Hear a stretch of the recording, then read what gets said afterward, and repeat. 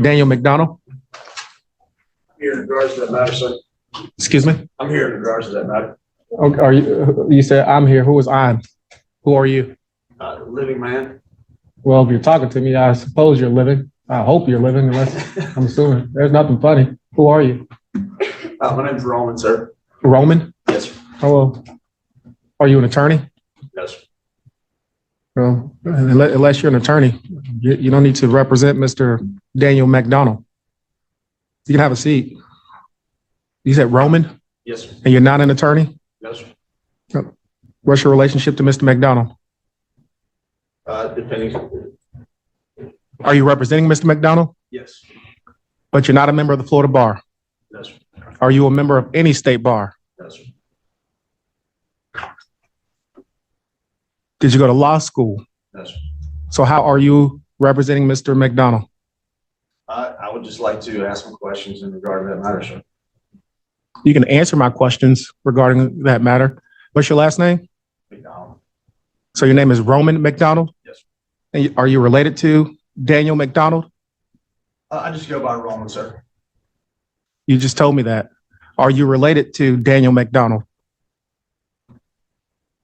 Yes, that the name on your docket is in relation to me. Yes, sir.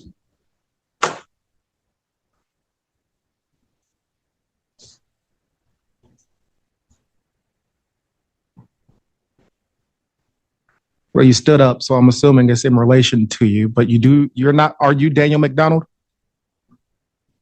Yes, sir. Come on up, Mr. McDonald. That's nothing funny. We don't have time for these games. Come on up. I just go by Roman, sir. Well, all you had to do is say I'm Mr. McDonald. You didn't have to say I'm representing him. I'm related to him. All you had to do is say I'm Mr. McDonald and come I forward. apologize for the confusion. Sir. Okay. Has the state filed an information in this case? No one calls me Daniel. One moment.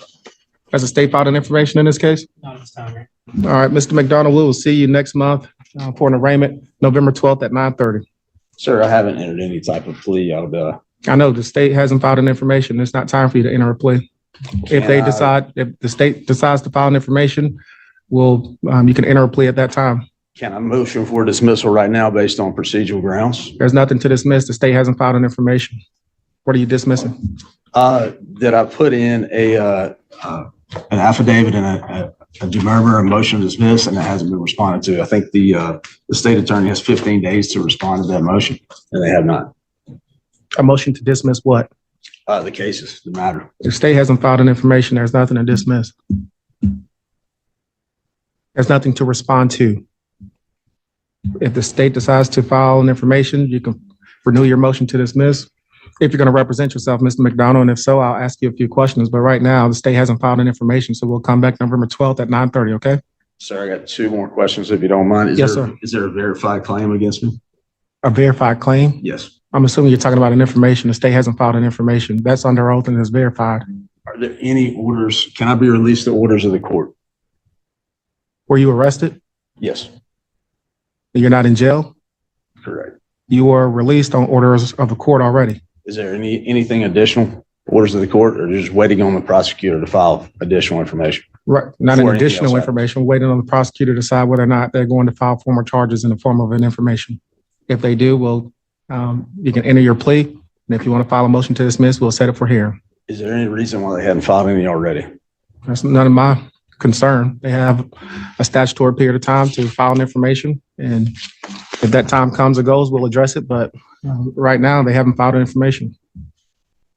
If you hire an attorney, your attorney can reach out to Mr. Patterson. If you want to represent yourself, I'll ask you a few questions next month and you can speak with Mr. Patterson about it. More likely than not, for self-represented litigants, attorneys, prosecutors only speak to them on the record.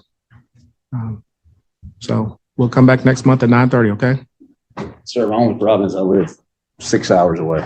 Oh, all right. You can always hire an attorney and they can file a notice of appearance and written plea of not guilty for you. If you want to seek the services of the public defender's office, you can fill out an application. The clerk will determine whether or not you're indigent. And if you are, I'll appoint the law office of Henry Mark Sims to represent you. And Mr. Hill knows exactly what he's doing. He can contact my office and file waiver of presence or ask that you appear by Zoom. But right now, we'll come back November 12th. at 9:30. I would, if there's any way possible, I'd like to handle these matters today. Handle what matter? Any matters in regard to that name. And I know you have business to attend to, so I Yes, won't sir. hold you up, but No, you're not holding me up. We are attending it's to, not easy to take 2 days off work to be here and then nothing happened. You know, well, I just told you what you can do. So we'll see you November 12th at 9:30. like You can sign this notice. The court called the case of State of Florida versus Daniel McDonald for initial appearance. Upon the case being announced, an individual identifying himself as Roman stood and attempted to address the court, claiming to be present in regard to the matter. When questioned by the judge, he first stated that he was the living man, then identified himself as Roman, claiming to represent Mr. Daniel McDonald. The court immediately inquired whether he was an attorney licensed to practice in Florida or any other jurisdiction. He admitted that he was not a member of the Florida bar, and though he initially implied otherwise, it became clear that he held no authority to act as legal counsel. The judge firmly explained that only a licensed attorney may represent another person in court and directed Mr. Roman to be seated. Upon further questioning, the court established that Roman and Daniel McDonald were the same individual. As the defendant eventually admitted, saying, "I just go by Roman," the judge admonished him for unnecessary confusion and instructed him to simply identify himself properly as the defendant. The court then turned to the matter at hand and confirmed that the state had not yet filed a formal information in the case. The judge informed Mr. McDonald that, in the absence of a filed information, no plea could be entered, no motions could be ruled upon, and no dismissal could be granted. The defendant nonetheless attempted to motion for dismissal, citing an alleged affidavit and procedural delay by the state. The court responded that there was nothing to dismiss, since no formal charges had yet been filed. The judge advised that if the state later chose to file an information, the defendant would have the opportunity to enter a plea and refile any motion to dismiss at that time. The next court date was set for November 12th at 9:30 a.m., and the defendant was reminded of his right to legal representation.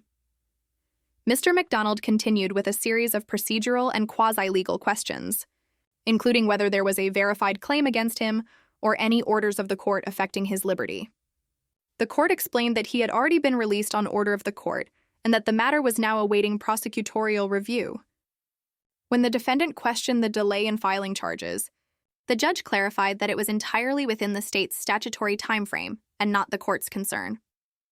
The judge further informed the defendant that he may hire an attorney or, if financially unable, apply for a public defender. Should he retain counsel, his attorney could file a written plea of not guilty, appear on his behalf, and handle future scheduling or Zoom appearances. The court advised that self-represented defendants could only communicate with the prosecution on the record, and that the next appearance would proceed accordingly unless the state declined to file charges. Mr. McDonald objected to the delay, expressing frustration about having traveled 6 hours to attend court, only for nothing to happen. The judge calmly reiterated the procedural necessity and provided instructions on how to proceed properly. The defendant was then asked to sign the notice of his next hearing date, and the matter was adjourned.